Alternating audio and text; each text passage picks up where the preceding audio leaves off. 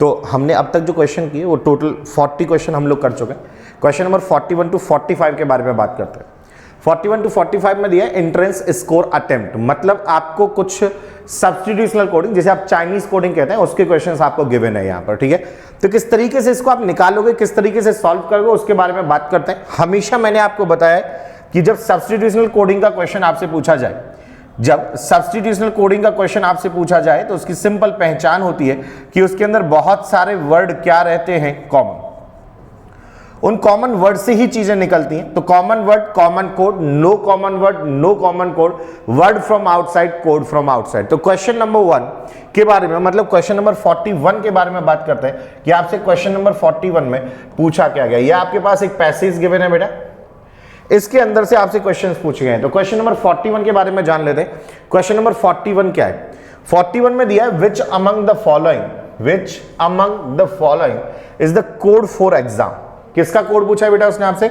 Exam का code पूछा है कि एग्जाम का कोड क्या होगा। तो जरा पीछे जाकर देखते हैं कि एग्जाम कौन कौन सी लाइन के अंदर है। एग्जाम आपका जो है वो आपको दिखाई दे रहा होगा इस लाइन के अंदर और इस लाइन के अंदर, मतलब 4th और 5th के अंदर। 4th और 5th में जो कॉमन कोड है BT नहीं है, HT कॉमन है, सिर्फ HT ही कॉमन है। इसलिए आपके क्वेश्चन का जो आंसर होगा वो क्या होगा बेटा? HT। 4th और 5th में एग्जाम कॉमन है, 4th और 5th में HT कॉमन है, तो आपके क्वेश्चन का जो आपको आंसर मिलेगा वो क्या मिलेगा बेटा? HT। क्वेश्चन नंबर 42 के बारे में बात करते हैं। और यदि हम बात करें तो क्वेश्चन नंबर 42 में आपसे पूछा क्या गया, पहले वो जान लेते हैं। पूछा गया what will be the code for attempt analysis. किसका कोड पूछा है बेटा? अटेम्प्ट एनालिसिस, ठीक है, अटेम्प्ट एनालिसिस। कोड उन्होंने जो पूछा है वो पूछा है आपसे अटेम्प्ट एनालिसिस, अटेम्प्ट एनालिसिस। चलिए, अटेम्प्ट ये रहा, अटेम्प्ट इसके बाद ये रहा, अटेम्प्ट इसके बाद ये रहा। तो फर्स्ट, थर्ड और फोर्थ में जो आपको कॉमन दिखाई दे रहा है वो CT दिखाई दे रहा है। तो आपके अटेम्प्ट का जो आंसर होगा वो क्या होगा बेटा? CT। एनालिसिस जाकर चेक करो, एनालिसिस कौन कौन सी लाइन में आपके पास है। तो एनालिसिस आपके पास, अगर हम बात करें तो एनालिसिस ये रहा। क्या इसके अलावा किसी और लाइन में आपको एनालिसिस मिला? नहीं। तो DT ST HT, तो HT ST cut, DT DT cut, सिर्फ कौन बचा? ST। सो आंसर इज यहां पर CT और ST। क्या आंसर होगा बेटा? CT और ST। तो जाके अपने क्वेश्चन में टिक कीजिए CT और ST। ये रहा आपके क्वेश्चन का आंसर। क्लियर है यार? क्वेश्चन नंबर 43 देखते हैं। उसने कहा था code BJ stand for that. जो BJ नाम का कोड है वो कौन से वर्ड के लिए स्टैंड करता है, अपने को ये समझाना है। BJ नाम का वर्ड BJ नाम का जो कोड है वो कौन से वर्ड को स्टैंड करता है, अपने को ये समझाना है। तो जाकर चेक करो कि BJ आपको कौन कौन सी लाइन में दिखाई दे रहा है। BJ की बात करें तो ये रहा, और अगर BJ की बात करें तो ये रहा, बस इन दो लाइनों में। सेकंड और थर्ड में कॉमन ढूंढिए, स्कोर नहीं है, रिजल्ट नहीं है। कौन कॉमन है बेटा? रैंक। तो आपके क्वेश्चन का जो आंसर आने वाला है वो आपके क्वेश्चन का आंसर क्या होगा बेटा? रैंक। तो आप जो यहां टिक करने वाले हो वो रैंक। सब्स्टिट्यूशनल कोडिंग है, कॉमन वर्ड ढूंढो, कॉमन कोड ढूंढो, बस आपका काम वहीं पर फिनिश हो जाएगा। क्लियर? नेक्स्ट क्वेश्चन पर बात करते हैं, क्वेश्चन नंबर 44। उसने कहा which of the following words are coded as, मतलब कुछ कोड दिए हैं और उनके वर्ड क्या होंगे ये उसको जानना है। और जो कोड है CTRTNT, CTRTNT। तो चलो चेक करते हैं CTRTNT किसके कोड है, ठीक है। CTRT और NT। CT मैंने 3 लाइनों में देखा था और 3 लाइनों में होने की वजह से जो इसका कोड था वो अटेम्प्ट था। मैं निकाल चुका हूं ऑलरेडी थोड़ी देर पहले। RT के बारे में बात करें तो RT ये रहा, इसके बाद RT आपका कहीं पर भी नहीं है। मतलब RT आपको सिर्फ कौन सी लाइन में मिला है बेटा? सेकंड। तो आपका जो वर्ड है वो भी किस में होना चाहिए? सिर्फ सेकंड। तो स्कोर, रिजल्ट, रैंक में अगर मैं बात करूं तो स्कोर ये तो हो नहीं सकता, रिजल्ट नीचे है क्या कहीं देखो, और रैंक नीचे है, तो रिजल्ट इसका आंसर होगा। लास्ट अगर हम बात करें NT, तो NT फर्स्ट में नहीं, सेकंड में नहीं, थर्ड में है, और इसके अलावा NT किसी में नहीं। तो ऐसा कोड ढूंढो जो सिर्फ थर्ड में हो, वह है एडवांटेज। तो इसका आंसर आएगा attempt result advantage, attempt result advantage. तो आप टिक कर दो। Attempt result advantage, attempt result advantage, option number B. इसका last question number 45, let's see 45 में उसने आपसे क्या पूछा है, एनालिसिस, किसका कोड पूछा है बेटा, एनालिसिस का कोड पूछा है। What is the code for analysis according to the given code language. तो एनालिसिस जाकर चेक कर लीजिए, एनालिसिस कौन कौन सी लाइन के अंदर लिखा हुआ है। एनालिसिस की अगर हम बात करें तो एनालिसिस आपको यहां जो मिलेगा वो सिर्फ इस लाइन के अंदर मिलेगा। तो ऐसा कोड ढूंढो जो सिर्फ इसमें हो, बाकी कहीं ना हो। एसटी भी कट हुआ था कहीं से तो जाकर, ठीक है, HT कट हुआ था तो कौन बचा था, ST। तो एनालिसिस का जो आंसर है बेटा वो आपका ST आएगा। क्या आएगा बेटा, ST। तो आप क्या टिक कर दोगे, ST। कोई डाउट। ये थे आपके सब्सक्रिप्शन कोडिंग के 5 क्वेश्चन जिसे हम चाइनीज कोडिंग कहते हैं। याद रहे इस 11 तारीख को दिवाली से एक दिन पहले जो हम पढ़ने जा रहे हैं वो सारे के सारे क्वेश्चंस हमारे किससे रिलेटेड होने वाले हैं, पूरी की पूरी रीजनिंग, मिसलिनियस जिसे हम कहते हैं। इसीलिए मैराथन क्लास के बारे में हम बात कर रहे हैं। किसके बारे में, मैराथन क्लास के बारे में। नेक्स्ट क्वेश्चन पर बात करते हैं, question number 46 to 48। Question number 46 to 48। आप चाहें तो पहले इसका स्क्रीनशॉट ले लीजिए, हिंदी इंग्लिश दोनों में अवेलेबल है आपके पास, हिंदी और इंग्लिश दोनों में अवेलेबल है। आप चाहें तो इसका स्क्रीनशॉट ले लीजिए।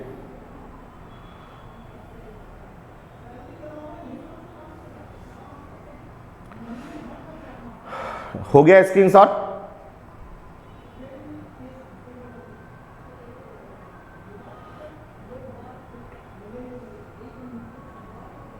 डन।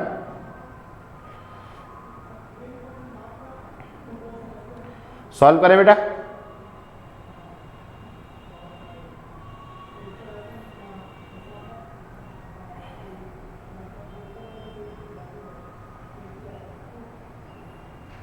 चलिए सॉल्व करते हैं क्वेश्चन को 46 to 48।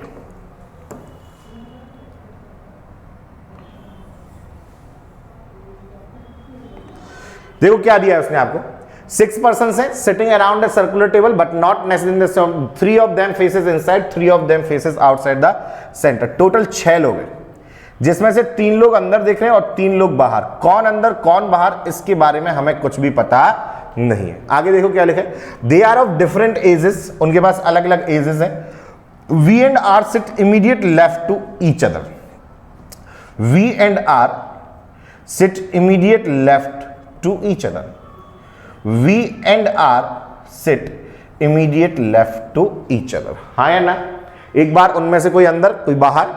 Hours age is a perfect square number, R की जो एज है वो is a perfect square number. इसमें से जो परफेक्ट स्क्वायर नंबर है वो 16 और 25 है। तो या तो R 16 होगा या R 25 होगा। यहां तक किसी के मन में किसी भी तरीके का डाउट है तो बोलिए।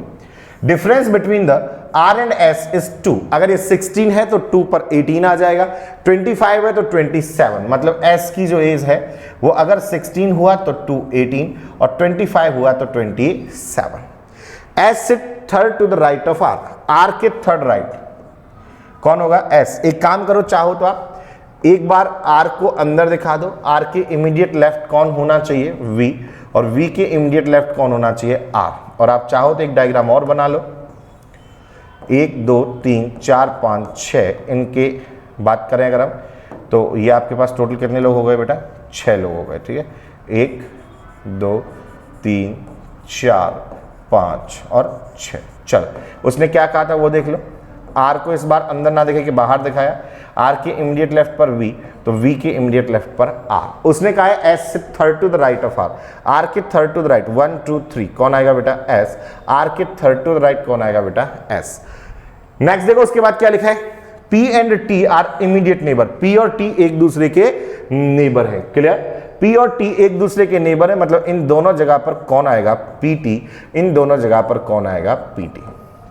नेक्स्ट देखो, the ages of both P and T are even number. P और T की जो एज है वो इवन नंबर है। अच्छा कितने इवन नंबर, तुम्हारे पास 2 ही तो हैं, 2 ही तो हैं, 16 और 18। तो P और T की जो एज है वो भी कंफर्म हो गई, 16 और 18। कितनी कितनी होंगी, 16 और 18। अगर ये कंफर्म हो गया तो ये 16 नहीं हो सकता, ये 18 नहीं हो सकता, तो R हो जाएगा आपका 25 और S हो जाएगा आपका 27, R हो जाएगा आपका 25 और S हो जाएगा आपका 27। कोई डाउट किसी को यहां तक बेटा? नहीं। आगे, the age of Q is a multiple of 5। Q की जो एज है वो मल्टीपल ऑफ 5। देखो 16 गया, 18 गया, 25 गया, 27 गया, यहां तक तो जा चुके।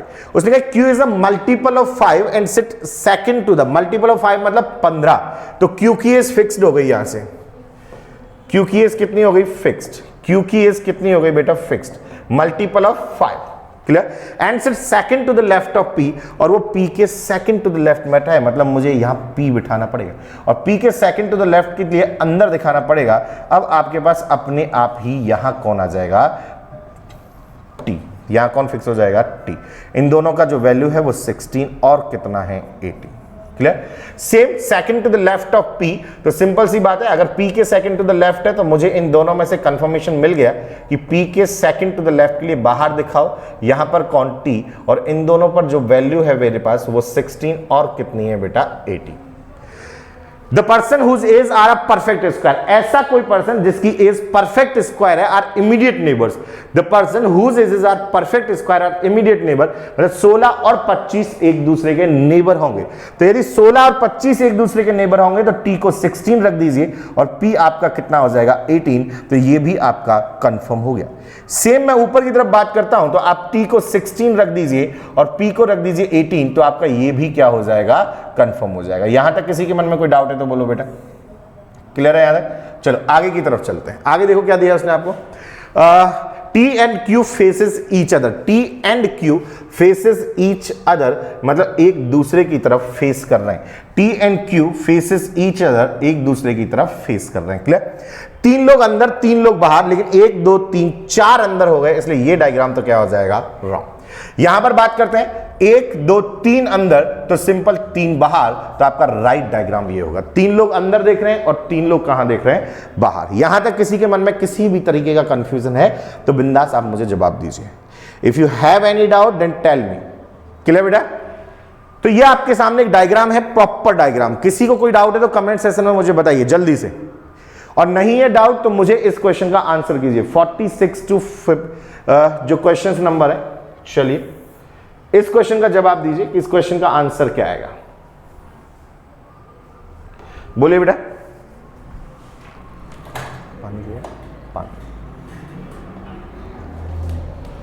Who among the following sits second to the right of T? T के second to the right कौन बैठा है? तो आप जाकर देखिए T के second to the right जो है वो S27, S27, हाँ, the one whose age is 27। Clear बेटा? नेक्स्ट क्वेश्चन नंबर 47 जाकर चेक कीजिए क्या लिखा है। What is the age of R? तो सिंपल हमने R की एज पता की थी, R 25 था, तभी +2 करके S27 था। Question number 48, who among the following is 21 year old? 21 year old कौन था? तो जरा इस पर भी बात कर लें कि 21 ईयर ओल्ड कौन था। 21 ईयर ओल्ड के बारे में यदि मैं आपसे बात करूं तो मैं आपको बताता हूं कि 21 ईयर ओल्ड मैंने किस पर रखा है। 21 ईयर ओल्ड जो आपका V बच गया है जिस पर कुछ भी नहीं है, उसी पर कितना आएगा? 21 ईयर ओल्ड। तो V की वैल्यू कितनी हो जाएगी बेटा? 21। क्लियर? तो आप V पर कितना डालोगे बोलो? 21। तो V, तो ये तो V का तो स्पेशल कोई है नहीं। The one who faces R, जरा देख लेते हैं। The one who faces R, जो R की तरफ फेस कर रहा है वो नहीं, वो तो नहीं होगा। S नहीं। The one who sit immediate, the one who sit immediate left of R, yes, the one who sit immediate left of R। तो आपके क्वेश्चन का जो आंसर आएगा the one who sit immediate left of R, option number C आपके question का right. Question number 49, एक नया question आपके सामने, अल्फाबेटिकल सीरीज का क्वेश्चन है, तो जल्दी से आप मुझे इस क्वेश्चन का आंसर करें। क्वेश्चन नंबर 49 फटाफट।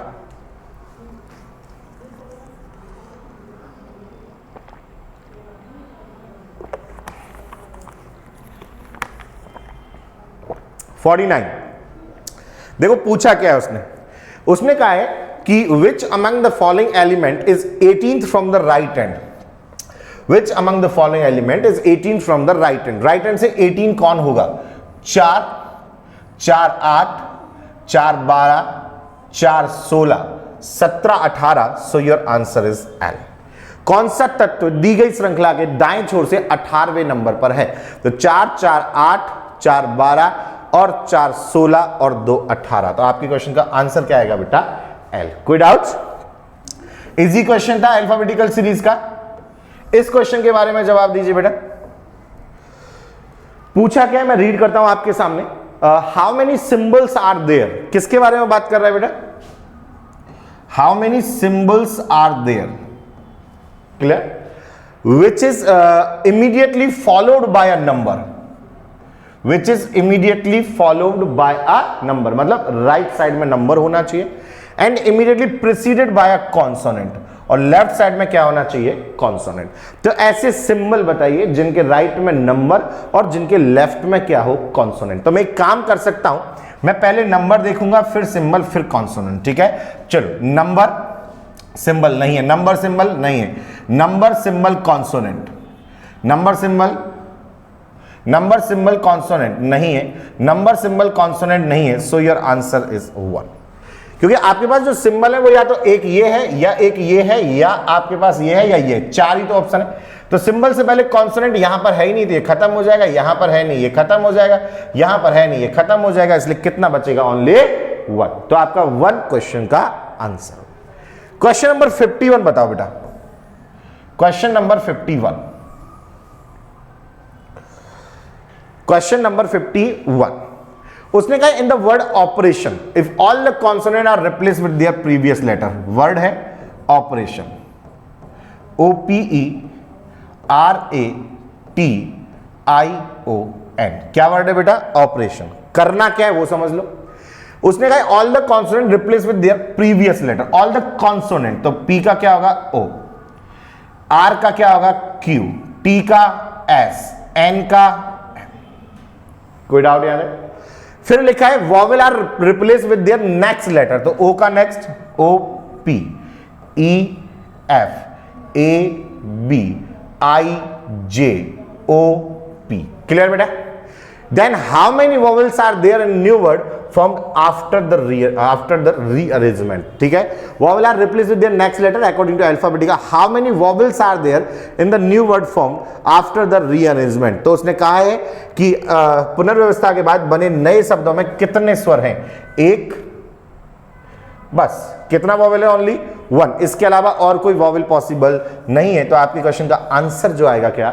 ए। बस इतना पूछा है कि उसके अंदर वॉवेल कितने हैं, तो आपको सिर्फ ये बताना है कि उसके अंदर टोटल वॉवेल कितने हैं। क्लियर है बेटा यहां तक? नेक्स्ट क्वेश्चन पर बात करें। चलिए, ये रहा आपका next question, question number 52 to 54। तो चलिए इसके बारे में बात कर लेते हैं। क्वेश्चन नंबर 52 टू 54 क्या पूछा है आपसे 52 के अंदर बेटा? वेन डायग्राम सिलोजिज्म, जो बहुत इंपॉर्टेंट होता है। देखो कैसे करोगे। Some rocks are marble, some rocks are marble. Clear बेटा? All marbles are stone, all marbles are stone. Clear? No stone is sand, no stone is sand. कोई डाउट याद है किसी को? पहला, some rock are not sand. एक बात बताओ, सैंड है कौन? नहीं, ये बाहर वाला गोला, इस गोले में थोड़ा रॉक आ रहा है, और यदि ये थोड़ा रॉक आ रहा है तो ये वाला रॉक जिस पर मैंने पेन चलाया है, ये वाला रॉक कभी भी सैंड नहीं होगा। इसलिए सम रॉक आर नॉट सैंड 100% क्या होगा बेटा? ट्रू। किसी को पहले वाले कंक्लूजन में कोई डाउट है तो मुझे समझाइए। मेरे हिसाब से आपको पहले वाले कंक्लूजन में कोई कंफ्यूजन होना नहीं चाहिए। सम मार्बल इज सैंड, मार्बल का कुछ भाग क्या होना चाहिए? सैंड होना चाहिए। मार्बल का कुछ भाग। एक बात बताओ, जब सैंड स्टोन के घर में जा ही नहीं सकता तो मार्बल को तो कभी न टच कर पाएगा ना, मतलब मार्बल कभी नहीं होगा, इसलिए वो 100% रॉन्ग होगा। सो आपके क्वेश्चन का जो आंसर होगा वो क्या होगा बेटा? If only conclusion first follow. कोई डाउट है तो बोलो। नहीं? That's good. Next question number 53। 53 पे बात करते हैं। Question number 53, no animal is a word. ठीक है, डायग्राम बनाता हूं मैं, आओ। No animal is a bird, कोई भी एनिमल क्या नहीं है? बर्ड नहीं है। क्लियर है बेटा? नो एनिमल इज बर्ड, कोई भी एनिमल क्या नहीं है? बर्ड नहीं है। Only a few bird is rabbit, only a few bird is rabbit, only a few bird is rabbit. Clear है बच्चा? सम रैबिट इज आउल, रैबिट का कुछ भाग क्या होना चाहिए? आउल होना चाहिए। सम रैबिट इज आउल, रैबिट का कुछ भाग क्या होना चाहिए? आउल होना चाहिए। अब देखो क्या दिया, some bird is not rabbit, bird का कुछ पोर्शन रैबिट नहीं है। तो बर्ड कौन है? ये रहा, बर्ड का कुछ पोर्शन रैबिट नहीं है। यस, बर्ड का ये वाला जो पोर्शन तुम्हें यहां दिखाई दे रहा है गोले वाला, ये कभी भी रैबिट नहीं होगा, और ये थोड़ा सा पोर्शन है, और थोड़े से पोर्शन को ही कहते हैं सम। तो सम बर्ड इज नॉट रैबिट 100% क्या होगा बेटा? ट्रू। किसी को कंफ्यूजन है तो आप कमेंट सेक्शन में लिखिए, आपके क्वेश्चन का आंसर आपको मिल जाएगा। वैसे कोई डाउट होना नहीं चाहिए आपको। No owl is a animal, कोई भी आउल एनिमल नहीं है। ये आउल का घर है, ये एनिमल का घर है, जो दोनों एक दूसरे से बहुत दूर हैं, इसलिए इनडायरेक्ट रिलेशन होगा, और इनडायरेक्ट रिलेशन डाउट में जाएगा, और डाउट पॉसिबिलिटी में सही होगा, दी नहीं है, इसलिए मुझे इसे रॉन्ग करना पड़ेगा, और आपके क्वेश्चन का आंसर फिर से क्या होगा? Only conclusion first is follow. तो यहां तक किसी के मन में कोई डाउट है या कोई कष्ट है तो जल्दी से मुझे कमेंट सेक्शन में बताइए, और अगर नहीं है तो हम नेक्स्ट क्वेश्चन की तरफ बढ़ते हैं। चलो, क्वेश्चन नंबर 54 देखो क्या दिया है बेटा। ओनली वाले क्वेश्चन है, ओनली और ओनली आ फ्यू वाले दोनों को मिक्स किया है उसने 54 में। 54 में उसने कहा है आपको ओनली रेड इज येलो, तो दूसरे वाला जो पर्सन है वो पहले वाले के अंदर होगा, ओनली रेड इज येलो। लेकिन एक बात समझ लीजिए, कौन सी बात समझ लीजिए, कि ये जो येलो वाला पोर्शन है ये रेड के अलावा, ये रेड के अलावा किसी और का नहीं होगा। Only a few white is red, only a few white is red, only a few white is red. Clear बेटा? यहां तक चलो देखो क्या लिखा है, no yellow is white. Yes, exactly सही है। क्यों? क्योंकि ओनली की वजह से येलो रेड के अलावा किसी और का होगा नहीं, इसलिए वो व्हाइट का भी होगा नहीं। सम व्हाइट इज नॉट येलो, ये भी सही है। जब येलो व्हाइट नहीं है पूरा का पूरा, तो व्हाइट भी येलो नहीं होगा। ऑल रेड आर व्हाइट, पूरा रेड व्हाइट होना चाहिए, नहीं, क्योंकि यदि तुम पूरे रेड को व्हाइट में डालोगे तो रेड के अंदर जो येलो है वो भी तो व्हाइट में जाएगा, जबकि येलो व्हाइट में नहीं जा सकता, इसलिए आपका थर्ड क्या हो जाएगा? Wrong. So your answer is only 1 and 2 follow. Option number C, both first and second is follow. Clear बेटा? Next question number 55 to 56। पहले मैं आपको बाइलैंग्वेज शो करता हूं, आपको स्क्रीनशॉट चाहिए था, आप स्क्रीनशॉट ले लीजिए। बाइलैंग्वेज हिंदी एंड इंग्लिश दोनों में अवेलेबल है आपके सामने, फिर मैं आपके साथ सॉल्व करूंगा क्वेश्चन।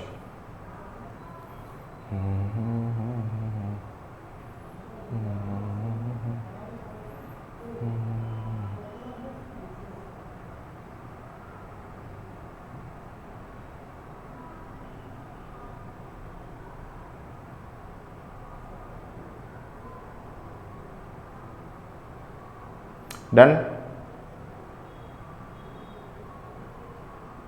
चलो 55 to 56 मैं सॉल्व करता हूं आगे। सॉरी, देखो उसने कहा क्या है, उसने कहा 6 persons you sitting around a triangular table, 3 persons sit at each corner, rest sit at the middle of the side। तो हमारे पास एक ट्राइंगल होगा, पहले ये रहा, इस ट्राइंगल के कॉर्नर पर 3 लोग बैठे, ठीक है, rest sit middle, all of them faces inside, ये सारे लोग अंदर देख रहे हैं, तो 3 कॉर्नर 3 मिडिल साइड, लेकिन सबका फेस कहां है? अंदर की तरफ। क्लियर? चलिए अब देखो उसने दिया क्या है वो जान लेते हैं। उसने कहा है आपको all of them like different colour, ठीक है, ऑल द इंफॉर्मेशन, ठीक है। T sit second to the left of the one who like white, white sit opposite to you. उसने कहा T sit second to the left of the one who like white, second to the left, कौन? White. T sit second to the left of white, ठीक है, of the white, white sit opposite to you, और white किसके opposite बैठा है? U के opposite बैठा है। कोई डाउट किसी को? यहां तक किसी भी तरीके का किसी के मन में कोई भी कंफ्यूजन है तो आप मुझे बता सकते हैं। अब मेरे हिसाब से तो अपोजिट जो पर्सन है वो या तो ये दोनों है या ये दोनों है, यही तो पॉसिबिलिटी है मेरे पास। तो second to the left of white is equals to T. तो देखते हैं आगे क्या लिखा है। मतलब मैं चाहूं तो यहां पुट कर सकता हूं कि सेकंड टू द लेफ्ट, क्योंकि व्हाइट के अपोजिट कौन बैठा है, यू। तो second to the left of white, यहां से second to the left of white, तो वो तो यही वैल्यू हो जाएगी। तो वो कौन होगा, टी, जो पॉसिबल होगा नहीं, हाँ या ना। तो इस जगह पर तो नहीं रख सकते, और अगर इस जगह पर नहीं रख सकते तो रख कहां सकते हैं उसके बारे में बात कर लेते हैं। यहां रख दो, व्हाइट के सेकंड टू द लेफ्ट पर कौन होगा, टी, और व्हाइट के अपोजिट कौन होगा, यू, हाँ या ना। यहां तक किसी के मन में किसी भी तरीके का डाउट है तो बताइए। आर लाइक रेड, आर को क्या पसंद है। अच्छा, एक काम और भी हो सकता है चाहो तो,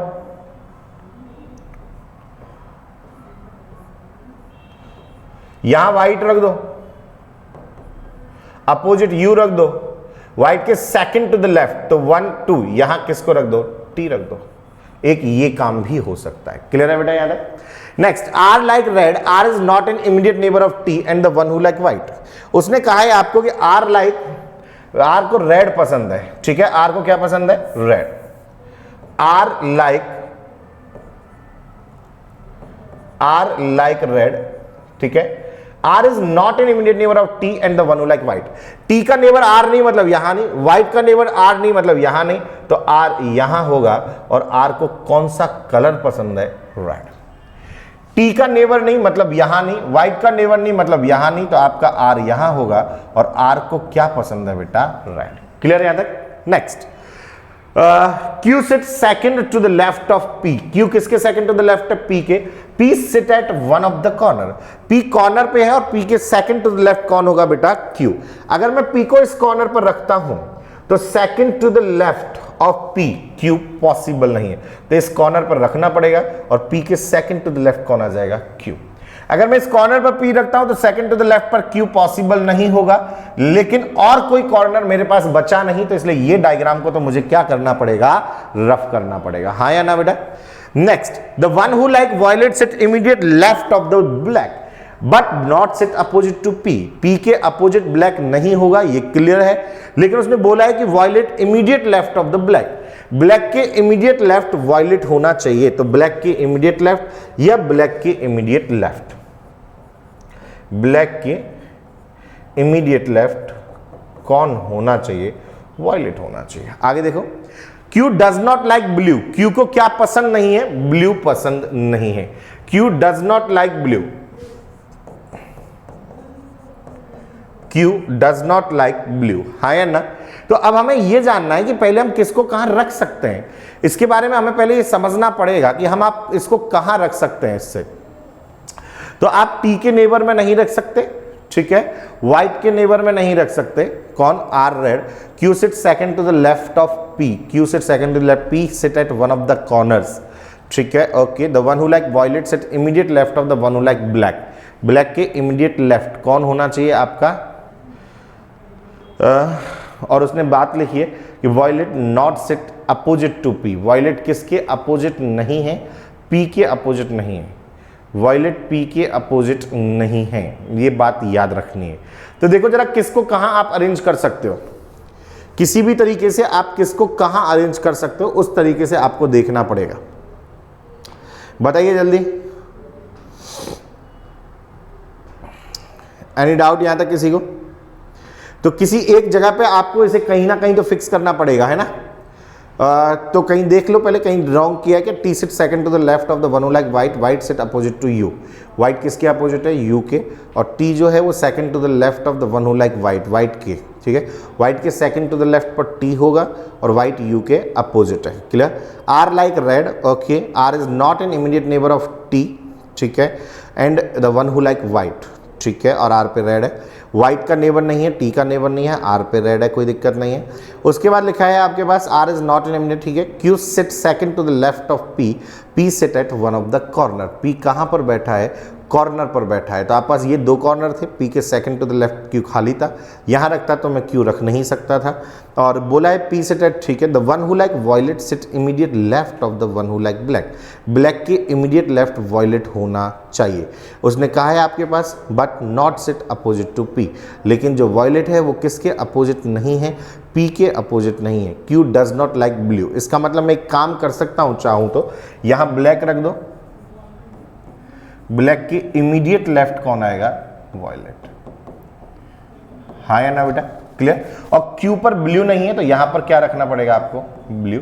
तो बचे हुए कलर का नाम बताइए कौन है, बचे हुए कलर का नाम है ग्रीन, जो आपने अभी तक कहीं भी लिखा नहीं। पर्सन का नाम बोलिए, पर्सन कौन है, P Q R S, done.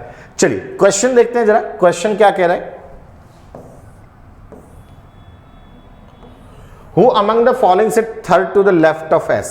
S के third to the left कौन है, S के third to the left 1 2 3, U violet, U violet, the one who like violet, yes, done। T नहीं, the one who sits immediate left of U नहीं, U तो खुद है वहां पर।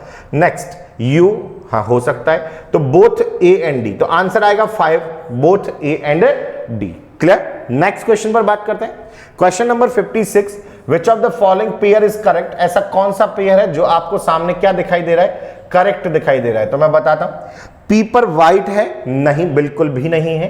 क्यू पर वॉयलेट है, नहीं बिल्कुल नहीं है। एस पर व्हाइट है, यस एस पर व्हाइट है। तो आपके क्वेश्चन का जो आंसर आएगा वो एस पर व्हाइट। क्वेश्चन नंबर 57 to 61, देखो क्या पूछा है 57 to 61 उसने आपसे। क्वेश्चन नंबर 57 to 61, उसके अंदर आपने कुछ डेट्स दिए और उसके बाद आपसे क्वेश्चन पूछा है। तो पहले मैं आपको ये शो कर देता हूं, बाइलिंगुअल आपके सामने क्वेश्चन है, बाइलिंगुअल आपके सामने क्वेश्चन है।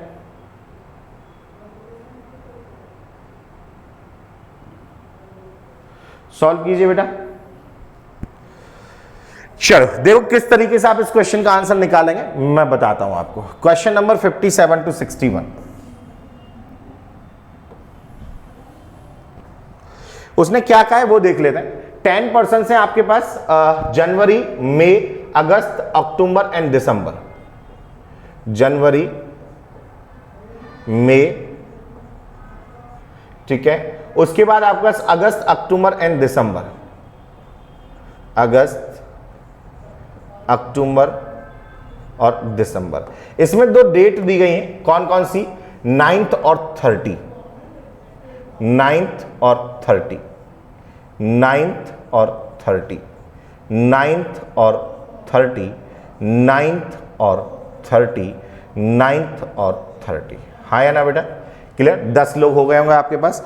अरेंज कैसे करेंगे वो जान लेते हैं आपको। इसमें डेट भी लिख ले, डेज भी लिख लेते हैं, 31, 31, 31, अच्छा सारे ही 31 वाले हैं, clear, okay done.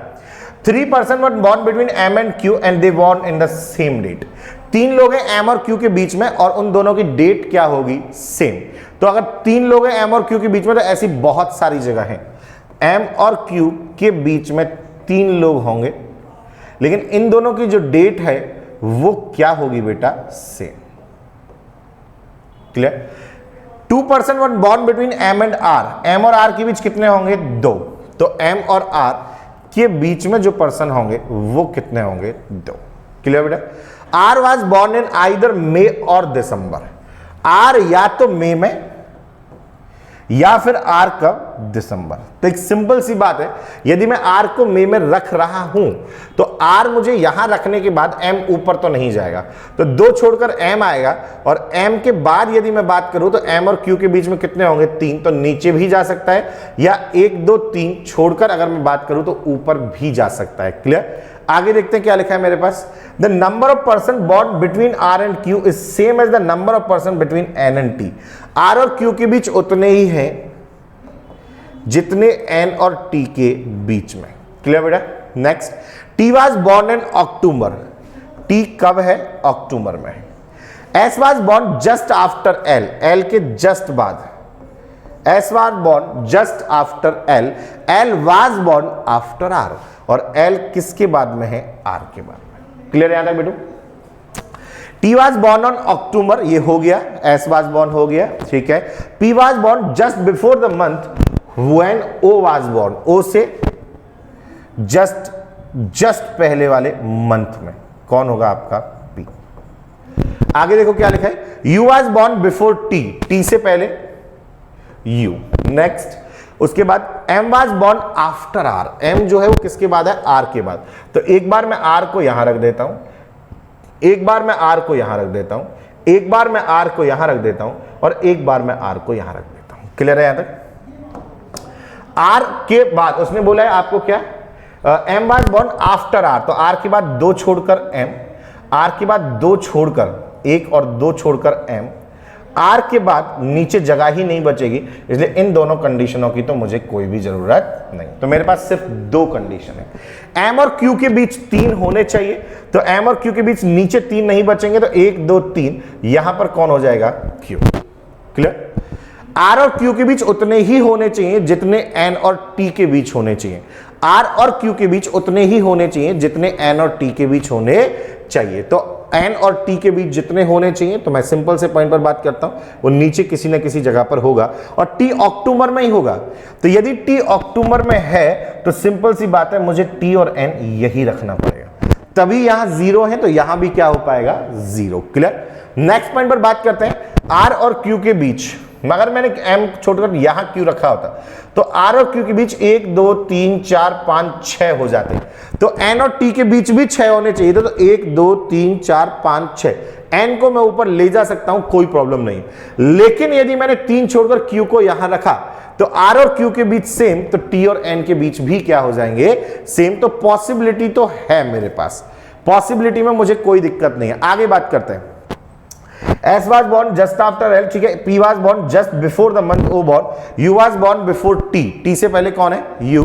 M was born after R, L and S were not born in the same month, S and L different month, S and L different month। तो यदि S and L different month में, तो मुझे नहीं लगता कि आपके पास इस वाले डायग्राम में different month के लिए कोई जगह बची है। क्यों? क्योंकि उन्होंने कहा था कि जस्ट आफ्टर L, L के जस्ट बाद में होना चाहिए। तो जरा चेक करते हैं कि L के जस्ट बाद में आपके पास कहां जगह है। यहां पर एक तो ये दो जगह है या फिर ये दो जगह है। क्लियर? तो मैं काम करता हूं, ये वाला डायग्राम तो हो गया रॉन्ग, क्योंकि इसमें तो कोई जगह है नहीं, तो इसको हटा दिया, सेम डायग्राम मैंने लिख लिया। इसमें दो जगह कौन कौन सी है वो मैं बता देता हूं। उसने कहा है आपसे कि L and S were not born in the same month, तो L को यहां रखूंगा तभी वो अगले मंथ में आएगा। सेम कहानी पर मैं L को अगर यहां रखूंगा तभी वो अगले मंथ में आएगा। क्लियर है? R के बाद में LS है, R के बाद में LS है, कोई प्रॉब्लम होने वाला नहीं है। R और Q के बीच उतने ही होंगे जितने N और T के बीच होने चाहिए। तो R और Q के बीच उतने ही होंगे जितने N और T के बीच होने चाहिए। U is not the eldest person, इस जगह पर कौन नहीं आने वाला? U नहीं आने वाला। क्लियर है यहां तक बेटा? T के पहले ही U आएगा, तो यदि T के पहले U आने वाला है तो एक सिंपल सी बात आप मुझे बताओ, अगर मैंने M और Q के बीच 3 यहां रखा, ठीक है, तो M और Q के बीच 3 हो जाएगा सिंपल। तो R और Q के बीच 2 2 4 और 2 6, तो फिर मुझे T तो यहां रखना पड़ेगा। 1 2 3 4 5 6, ये खत्म हो जाएगा आपका, और ऊपर कौन चला जाएगा? आपका N। तो मुझे एक पॉसिबिलिटी ये दिखाई दे रही है कि अगर मैं मान लो M और Q को ये रखता हूं 3, ठीक है, तो R और Q के बीच 1 2 3 4 5 6, तो फिर L N और T के बीच, लेकिन T को मैं दिसंबर पे तो नहीं रख सकता, यहां से तो हटाना पड़े अगर ये Q है तो मैंने यहां T को रखा 1 2 3 4 5 6, तो यहां कौन आएगा? N। और T से पहले हमें क्या लिखना पड़ेगा? U। हाँ या ना? ये कंफर्म हो गया। मंथ, O से पहले वाले किसी मंथ में कौन आएगा? P। तो O से पहले वाले किसी मंथ में कौन आएगा? P। तो ये आपके सामने एक डायग्राम है। डायग्राम के बाद अगर साइड वाले क्वेश्चन में अगर हम बात करें तो M के बाद 3 छोड़कर कौन आएगा? Q। तो मान लीजिए मैंने यहां Q रखा होता, क्लियर बेटा, तो R और Q के बारे में तो T में वहां रख नहीं सकता था, तो मेरा डायग्राम बनेगा नहीं।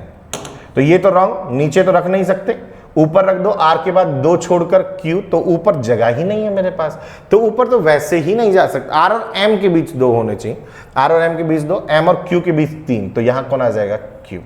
क्लियर है बेटा? आर और क्यू के बीच कोई नहीं है, इसलिए एन और टी के बीच भी कोई होना नहीं चाहिए, जैसा पॉसिबल होगा नहीं, इसलिए ये भी रॉन्ग हो जाएगा। तो आपका एक फाइनल डायग्राम है जो आपके सामने मैंने आपको ड्रॉ करके दिया है। क्लियर है?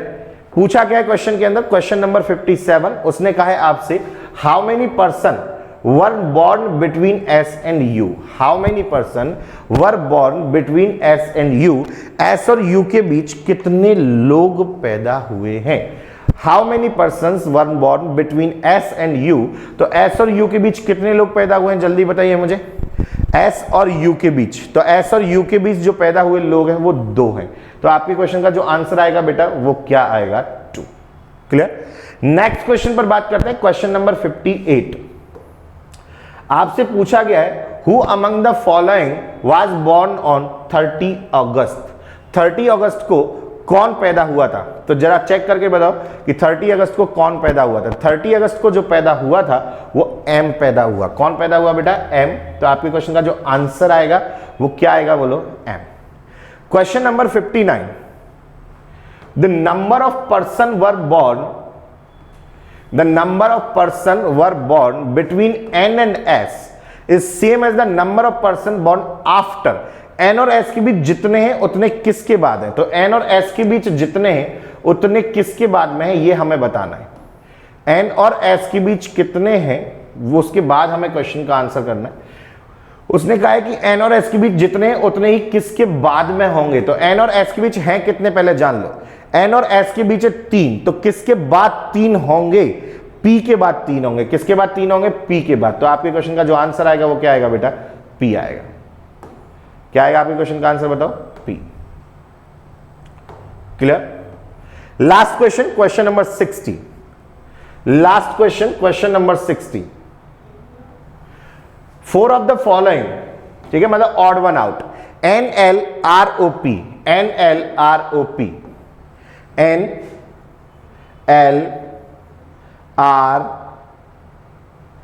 ये तो गलत है, तो ये डायग्राम तो हटा दो यहां से।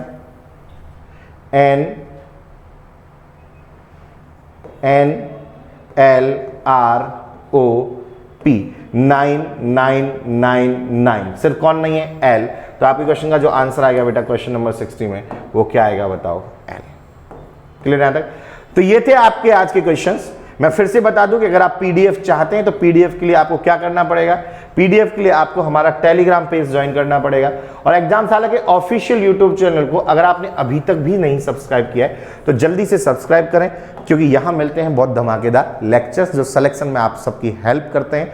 और लास्ट में मैं हमेशा एक ही बात बोलता हूं कि आप सबने मुझे इतने गौर से सुना, उस सब के लिए बहुत बहुत धन्यवाद दिल से। दूसरी बात, देखो कल दिवाली है, तो आप सबको मेरी तरफ से दिवाली की हार्दिक शुभकामनाएं। मस्ती से जाइए, पटाखे चलाइए, लेकिन थोड़ा पॉल्यूशन का भी ध्यान रखिए। एंजॉय जरूर करिए, लेकिन एक दिन का एंजॉय, और फिर से अपनी पढ़ाई पर जुट जाइएगा। हम आपके साथ हमेशा, हर पल, हर एक सेकंड है। जब जिस हेल्प की जरूरत पड़े तो बस एक बार याद कर लीजिएगा। Thank you so much. जय हिंद, वंदे मातरम।